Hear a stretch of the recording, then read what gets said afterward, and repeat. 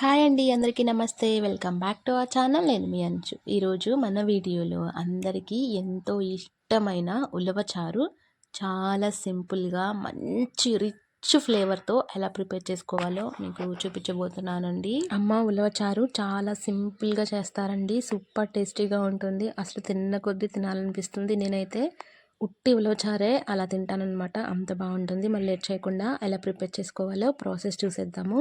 ముందుగా దీనికోసం కావి నుంచి ఉలవ నీళ్ళు తీస్తారు కదండి, అవి తీసుకున్నాను అనమాట. మీకు 1 లీటర్ వరకు ఉంటాయండి. ఇవి చక్కగా వడకట్టేసుకోవాలి. ఇందులో ఏమైనా రాళ్ళు రప్పలు ఉంటే పోతాయి అనమాట. ఇప్పుడు ఇందులోని కట్ చేసుకున్న 2 సన్నని ఉల్లి తరుగు, 4-5 పచ్చిమిర్చి, ఒక చిన్న నిమ్మకాయ సైజ్ అంత చింతపండు, అలాగే కాస్తంత కరివేపాకు, 2-3 పండు టమోటాలు కూడా వేసుకొని ఇవన్నీ కూడా ముందుగానే మనం తీసి పెట్టుకున్న ఉలవ నీళ్ళల్లో వేసేసుకోవాలండి. చక్కగా ఉలవచారు మరుగుతూ ఉన్నప్పుడు ఈ ఉల్లిపాయలు, టమాటాలు, అలాగే చింతపండు కూడా చక్కగా మరిగి రుచి చాలా బాగుంటుందండి. అలాగే ఇందులోకి 1 టేబుల్ స్పూన్ల వరకు కారం, రుచికి సరిపడా ఉప్పు వేసుకుని స్టవ్ ఆన్ చేసి స్టవ్ మీద పెట్టేసుకోండి. ఫ్లేమ్ అనేది మరి హైలో కాకుండా మీడియం టు సిమ్లో అడ్జస్ట్ చేసుకొని చక్కగా మరుగుతూ ఉండాలండి. ఎంత మరిగితే మనకి ఉలవచారు అంత బాగుంటుందన్నమాట. పైన ఇలా మీగడ కట్టేసేయాలండి.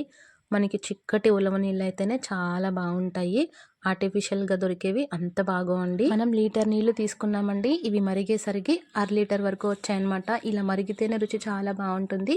ఇప్పుడు ఆ నైట్ అలా ఉంచేసి మార్నింగే మనం ఇందులోకి పోపు పెట్టేసుకోవాలి. తాలింపు దినుసులు, 4-5 ఎండుమిర్చి, అలాగే జీలకర్ర, దంచి పెట్టుకున్న వెల్లుల్లి రెబ్బలు, కాస్తంత కరివేపాకు వేసుకొని చిటపట్లాడిన తర్వాత ఈ తాలింపును ఉలవచారులో వేసేసుకుందాము. మనకి మార్నింగ్ చూస్తే చక్కగా కొంచెం చిక్కబడుతుందండి. మనం మరిగించుకుంటేనే ఈ రుచి వస్తుందన్నమాట. మరీ నీరుగా ఉన్నప్పుడే దించేసుకుంటే దీని టేస్టే మారిపోతుంది.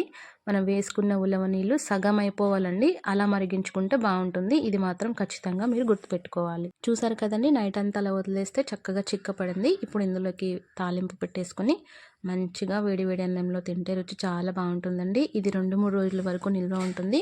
ఖచ్చితంగా ఇలా ట్రై చేయండి. అలాగే మరిన్ని వంటల కోసం మన ఛానల్ని సబ్స్క్రైబ్ చేసుకోండి.